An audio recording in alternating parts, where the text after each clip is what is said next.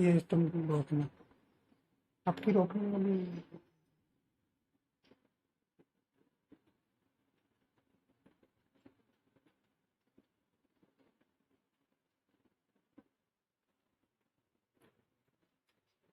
Hello friend, welcome to my channel से JD science classes. JD science classes में आप सभी का स्वागत है। हम CTET previous year paper solve कर रहे हैं, जिसमें से 31 दिसंबर का जो 2021 का ऑनलाइन हुआ था उसका हमने 2 पार्ट में कर लिया हूँ। आज इसमें का खत्म हो जाएगा तीसरा पार्ट में, फिर इसके बाद हम अगला पेपर सॉल्व करेंगे। आइए जो क्वेश्चन बचे थे उसको आगे सॉल्व करते हैं। तो इसमें एक क्वेश्चन आया हुआ था कि विभिन्न पर्चियों पर 1 से 25 तक प्राकृत संख्याएं लिखी हुई हैं। ब्रैकेट में था एक पर्ची पर एक संख्या, मतलब एक पर्ची पर एक ही संख्या लिखना है। इन्हें एक बक्से में डालकर अच्छी तरह से मिला दिया जाता है। राज बक्से के अंदर से बिना देखे एक पर्ची निकालता है। इस पर्ची पर एक भाज्य, देखिए भाज्य संख्या आने की प्रायिकता क्या होगी। कह रहा है कि द प्रोबेबिलिटी फाइंड करना है कंपोजिट नंबर की। तो एक से लेकर 25 तक संख्या ली गई है और उस पर एक पर्ची पर लिखकर एक बक्से में डाल दिया गया है। और कोई राज नाम का लड़का कह रहा है उसको एक पर्ची बिना देखे निकालता है, तो कह रहे हैं कि उसकी प्रायिकता क्या होगी कि उसमें भाज्य संख्या लिखी हो। तो हम देखेंगे कि कुल कितनी, इसमें 1 से लेकर 25 तक। पहले तो भाज्य संख्या निकालेंगे, ठीक। तो जो टोटल से जो आने की जो संभावना है, कुल कुल कुल जो है कुल संभावना कितनी है, 25। तो कह रहे हैं कि अब भाज्य संख्या आने की क्या संभावना है। तो इसके मतलब कि हमें भाज्य संख्या पता करना पड़ेगा कि 1 से लेकर कितनी भाज्य संख्याएं होती हैं। तो आप ऐसे निकलेंगे 1 2 3 4 5 6 7 8 9 10 11 12 13 14 15 16 17 18 19 20 21 22 23 24 और 25। ये अंक आपने लिख लिया, जल्दी से इसको लिख लीजिए आप। तो यहाँ वहाँ आपको एग्जाम में लिखने की जरूरत नहीं ना, वैसे ही आप आएगा तो वैसा ही कर लीजिएगा। तो यहाँ से बताने के लिए तो अब आपको पता होना चाहिए कि भाज्य संख्याएं क्या होती हैं। भाज्य संख्याएं वो होती हैं जिनके 2 या 2 से अधिक संख्याओं से क्या होता है, वो डिविजिबल होती हैं, तो वही भाज्य संख्याएं होती हैं। तो भाज्य संख्याएं, सबसे छोटी भाज्य संख्याएं 4 होती हैं। आप जहाँ पिछले क्लास में बताए थे, तो ये 4 होती है। तो हमको इनको सुनना नहीं ना, तो 4 संख्याएं तो देखना है कि इसमें से ये 1 हो गई, 2 हो गई, 3 हो गई, 4 हो गई, 5 हो गई भाज्य संख्या, 6 7 8 9 10 11 12 13 14 और 15, और यही आपकी भाज्य संख्या है। तो जो जो जो आउटकम ऑफ फेवरेबल है वो कितनी हो गई, कुल मिला के 15। और टोटल कितना है, तो प्रोबेबिलिटी आप जानते हैं P equal to E equal to कितनी इसमें आने की संभावना है। तो आने की संभावना कितनी है, 15 होती है। और टोटल कितने हैं, 25 है। यही आपको लिख देना है। काट दीजिए, 5 3 जा 5 5 जा, तो यहाँ लिख देते नीचे, तो आ गया 3/5। यही आपका आंसर हो गया। तो इसमें आप 1 से लेकर 25 संख्या तक लेना है, फिर उसमें से आपको भाज्य संख्याएं कितनी आएगी। तो भाज्य संख्याएं कंडीशन कितनी बन रही है, 15। तो वो 15 कोई भी संख्या निकली, उस पर कोई भी ये संख्या कोई भी इतनी हो सकती है, तो उतनी जो उसकी संभावना कितनी है, 15 है। तो ऊपर लिखेंगे 15/25 डिवाइड कर देंगे, तो ये आपका ऑप्शन नंबर ये है, बी नंबर हो जाएगा। बस इसमें यही आप पूछ रहा था। तो बस आपको भाज्य संख्याएं पता होना चाहिए, बस फिर कर लेंगे। आइए अगला संख्या, अगले क्वेश्चन पे चलते हैं। ठीक है, इसको मिटा देते हैं।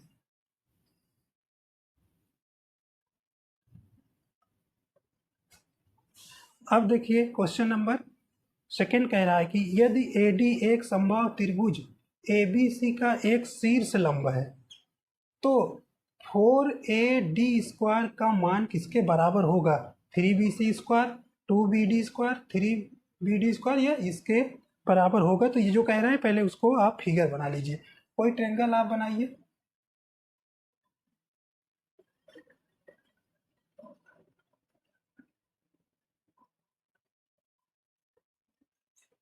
ABC ये बना लीजिए।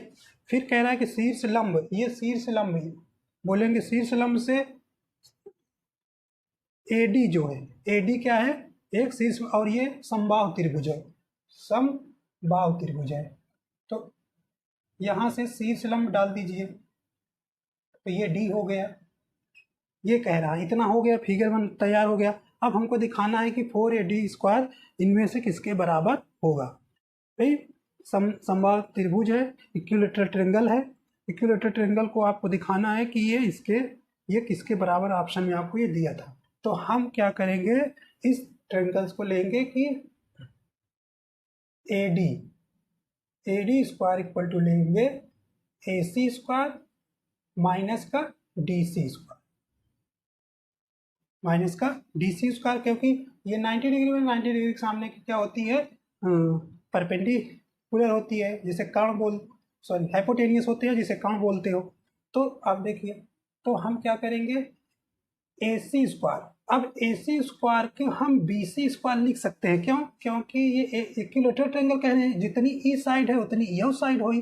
तो हम क्या करेंगे, इसके दायरे पे BC रख देंगे, BC का होल स्क्वायर कर देंगे। ठीक है, माइनस, अब देखिए DC है, तो DC को क्या हम BC लिख सकते हैं? BC लिख के उसको 1/4 कर दें तो हाफ ये होता है ना, तो इसको हाफ कर देंगे।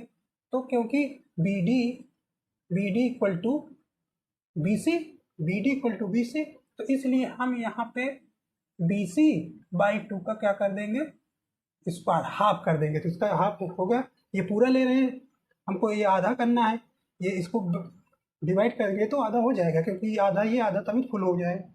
आइए देखते हैं अब क्या करना है। अब इसे सॉल्व कर लीजिए। BC² माइनस का BC² बाई, ब्रैकेट हटा दीजिए, कोई दिक्कत नहीं, 4 LCM ले लीजिए, ये तो LCM हो जाएगा 4, तो ये हो जाएगा BC 4BC माइनस का BC² इक्वल टू, जब सब्ट्रैक्ट कर दीजिए तो 3BC² बाई 4 और ये AD², तो क्रॉस मल्टीप्लाई हो जाएगा। तो यहाँ पे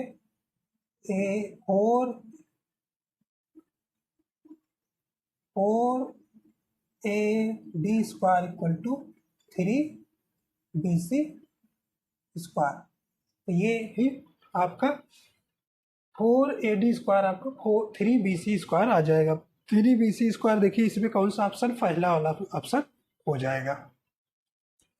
फिर से देख लीजिए, कोई समबाहु त्रिभुज है, AD जो है शीर्ष लंब है, जिसे यहाँ पे हम इस ट्रायंगल में अप्लाई कर देंगे, पाइथागोरस थ्योरम अप्लाई कर देंगे।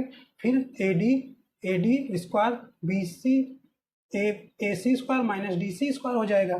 तो अब इसके दरे पे हम BC रख सकते हैं, क्योंकि ये इक्विलैटरल ट्रायंगल है, तो इसको रख दिया। फिर कह रहे हैं कि DC को हम अगर BC करेंगे, क्योंकि BC में हमें रूम एक में ही लाना है, BC लाना, तो इसको हाफ कर देंगे, 2 बार ये हो जाएगा। सॉल्व कर लेंगे, LCM लेंगे, तो ये आपका इधर चला जाएगा, क्रॉस मल्टीप्लाई हो गया, तो ये 3BC² इधर हो जाएगा और ये 4 इधर चला है, तो यही आपका आंसर हो जाएगा। और अब इस प्रकार इसमें कोई दिक्कत नहीं हुई, आप देख लीजिए एक बार। आइए क्वेश्चन नंबर 3 पे चलते हैं। देखिए इसमें क्या पूछा है, किसी त्रिभुज ABC की भुजा BC पर बिंदु D स्थित है तथा DB को E तक बढ़ाया गया है। यदि AB equal to AD angle A B E equal to 120 degree है तथा angle B C A equal to 125 है, तो एंगल सी ए डी का मान किसके बराबर है। तो ये ऑप्शन दिया किसके बराबर। पहले जैसे कह रहा है फिगर वैसे बनाएंगे, फिगर बनाते हैं यहाँ पे। पहले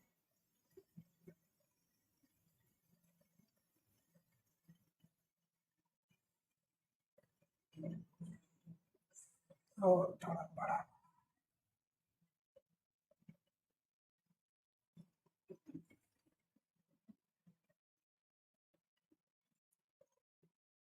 ए बी सी, ये त्रिभुज हो गया। अब कह रहे हैं कि बी सी पर बिंदु डी स्थित है। बी सी पर कोई डी, तो यहाँ पे ऐसे खींच दे दीजिए, तो ये डी कह रहे हैं स्थित है। फिर कह रहे हैं कि डी बी, यही डी बी को ई ई तक बढ़ा दिया, मतलब कि ऐसे इसको ऐसे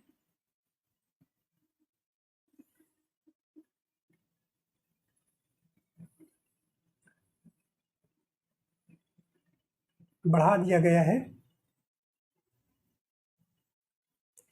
तो ये कितना होता है, ए बी ई जो है, ए बी ई जो है वो 120 डिग्री बना रहा है, ये आपको दिया है। फिर कह रहा है कि जो बी सी ए, तो जो बीच में रहता है उसी पे एंगल बनता है, तो मतलब ये दिया है 25।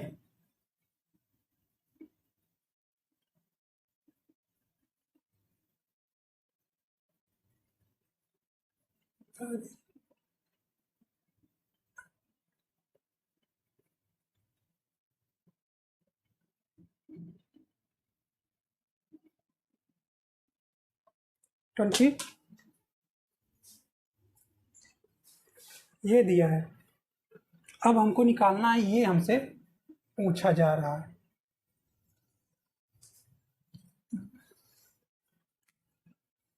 ये एंगल हमसे पूछा जा रहा है कि डी सी ए डी बताइए। चलिए देखते हैं। अब देखिए, ये रैखिक युग्म से लीनियर पेयर बन रहा है। कोई ऐसे लाइन बताए थे कि ऐसे कट रही है, तो ये टोटल कितना होता है, 180 डिग्री होता है। तो इसलिए ये कह रहे हैं कि ये वाला 120 दिया है, तो ये वाला पता चल जाएगा, क्योंकि इसमें से 120 सब्ट्रैक्ट कर देंगे तो आपका 60 हो जाएगा। तो इसमें कर देंगे तो ये कितना आ जाएगा, 60 डिग्री आ गया, 60 आ गया, 60 डिग्री। अब कह रहे हैं कि ये जो है, ये वाली, ये यहाँ पे दिया है A B equal to A D, तो ये दोनों कह रहे हैं कि ए बी और ए डी इक्वल है। तो इक्वल है तो बस कर दीजिए। तो इक्वल है तो ये जब किसी भी एंगल के अगर दो साइड बराबर हो जाती हैं तो उसके दो एंगल भी बराबर हो जाते हैं, तो ये भी क्या हो जाएगा, 60 डिग्री हो जाएगा, ये भी 60 डिग्री हो जाएगा। अब तो आ गया। अब एक बहिष्कोण थ्योरम होती है कि ऐसे कोई ट्रेंगल है और ऐसे बढ़ाया हुआ है, तो इस एंगल के ये दो अंदर वाले कोण की क्या होती है, बराबर होती है। तो अब यही देख लीजिए, बराबर होती है, तो इसलिए 60 इक्वल टू इस ट्रेंगल में देखेंगे, क्योंकि अब इससे मतलब नहीं है, यहाँ हमारा हमें ये मिल गया बाहरी कोण। अब इसे रख देंगे 25 प्लस हमको ए एंगल ऑफ ए निकालना है, तो इसको लाके इधर लाएंगे, 60 माइनस का 25 इक्वल टू एंगल ऑफ ए, तो ये सब्ट्रैक्ट हो जाएगा, 5 बचेगा यहाँ और यहाँ पे 3, तो यहाँ पे 25 आंसर, ओ सॉरी 35 आंसर हो जाएगा, 35 इसका आंसर हो जाएगा। बस यही देखना है कि इसमें ये थ्योरम याद करना है कि ये रैखिक युग्म है जिसे लीनियर पेयर बोलते हैं, तो ये 180 होता है, तो 180 ये 20 दिया है, 120 दिया तो 80 में सब्ट्रैक्ट कर दिया तो 60 आ गया। अब साइड भी बराबर है तो ये जब टू साइड बराबर हो जाती है किसी की तो इसकी 60 आ जाएगी। अब ये क्या हो गई, बहिष्कोण प्रमेय हो गई, तो अप्लाई कर देंगे इसमें, क्योंकि दो अंदर वाले कोण के जो बाहरी कोण होता है वो इक्वल होता है, तो ये बाहर वाला हो गया, दो अंदर वाले कोण हो गए, तो एक इस प्रकार निकाल लेंगे। ठीक, देख लीजिए, अब आगे चलते हैं।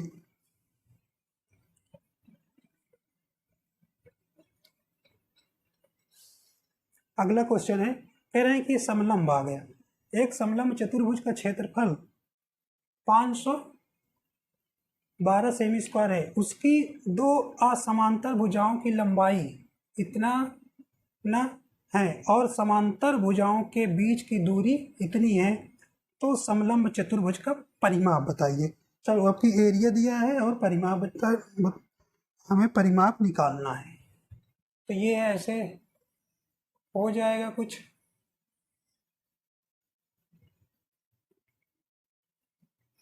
तो कह रहे हैं ये हाइट भी हमको 16 दिया है, और जो अलग अलग साइड दिए हैं ये 17 है, ये 23 है, और देखिए क्या दिया है कि हमको ये मान लीजिए ये ए है और ये बी है, ये निकालना है। तो हमको अब देखना है कि समलंब चतुर्भुज का क्षेत्रफल न चले, समलंब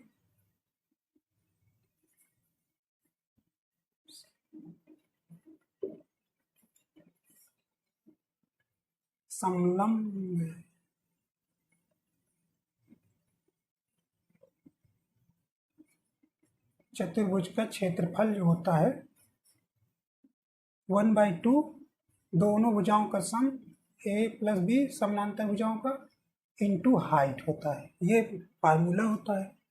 तो हमको ये दिया है, ये दिया गया है, समलंब चतुर्भुज का क्षेत्रफल दिया है, तो 512 equal to 1/2 a plus b to 16, ये हाइट दी है, तो ये आप काट दीजिए इसको, तो आ जाएगा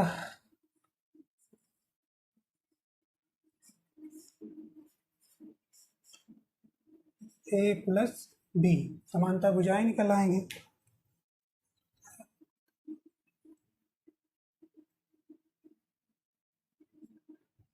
ये काट दीजिए तो ये 6 बार जाएगा 4 equal to a plus b हो जाएगा आंसर।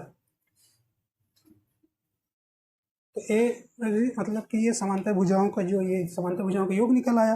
अब हमको क्या निकलना है, परिमाप। जब ये मिल गया, ये मिल गया, ये मिल गया, मिल गया, परिमाप क्या होता है, चारों भुजाओं का सम, तो इनका सम कर देंगे, तो यहाँ परिमाप निकाल देते हैं। परिमाप तो 64 प्लस 17 प्लस 23, अब इन्हीं का आप ऐड कर लीजिए, तो इसका ऐड करिए, 4 हो जाएगा, 7 2 8 9 10, तो इसका आंसर 104 आ जाएगा। ये तरह से देखना है, एक बार देख लीजिए फिर से। समलंब चतुर्भुज का क्षेत्रफल आपको ये दिया है, तो समलंब चतुर्भुज का क्षेत्रफल ये होता है, फार्मूला लगा देंगे, इसको रखेंगे इसको, और आपकी हाइट दे रखा है, काट देंगे इसको, तो ये 64 आ जाएगा। अब कह रहे हैं कि परिमाप क्या होता है, किसी भी परिमाप जो है ऑल साइड का सम होता है, तो ये टू साइड आपको यहाँ दी गई थी, यहाँ, तो इनको क्या रख दिया, 23 17, और इनको सम किया तो ये दो तो आई गई थी सम इनका बस रख दिया। अब इस प्रकार इसका आंसर हो गया, देख लीजिए। देखिए क्वेश्चन नंबर 5, कह रहे कि दोबारा बनाने पर लोहे की एक बेलनाकार छड़ की लंबाई मूल लंबाई की 16 गुनी हो जाती है। नई छड़ की त्रिज्या क्या बन जाएगी? तो पहले कुछ एक बेलनाकार कोई वस्तु है, उसको दोबारा बनाने पर जो है उसकी मूल लंबाई की 4 गुनी हो जाती है। तो कह रहे हैं कि नई त्रिज्या क्या होगी? तो आप मान लेंगे, माना ऊंचाई जो है फर्स्ट वाली जो h है और त्रिज्या r है फर्स्ट वाले के लिए, और सेकंड जब उसकी बना रहे हैं तो वो लंबाई जो है 16 गुनी हो जा रही है। तो नई लंबाई जो है, नई लंबाई 16h हो जाएगी। हाँ, और त्रिज्या जो है इसकी त्रिज्या इक्वल टू कैपिटल R मान लेते हैं, क्योंकि यही हमको निकालना है, त्रिज्या यही हमको निकालना है। तो अब बेलन का आयतन ही उसके क्या हो जाएगी, अगले वाले जिसका आयतन लंबाई बढ़ रही है उसी के इक्वल हो जाएगी। तो pi r square h equal to pi r square 16h हो जाएगी, इसके इक्वल ही हो जाएगी, क्योंकि आयतन उसी के तो बराबर रहेगा। आयतन अगर कोई वस्तु को उसी दूसरे फॉर्म में कन्वर्ट करके दे रहे हैं और कोई मटेरियल में परिवर्तन नहीं हो रहा है तो वो उसके आयतन के बराबर ही रहता है। तो इसलिए ये उसके आयतन के बराबर हम दिखा देंगे। हमें यही कैपिटल R का निकालना है कि अब उसकी त्रिज्या, नई छड़ की त्रिज्या क्या बन जाएगी। तो नई छड़ की दिखाना है। तो ये पाई से पाई कैंसिल कर दीजिए और h से h कर दीजिए और r स्क्वायर बाई ये 16 को नीचे ले लीजिए r स्क्वायर।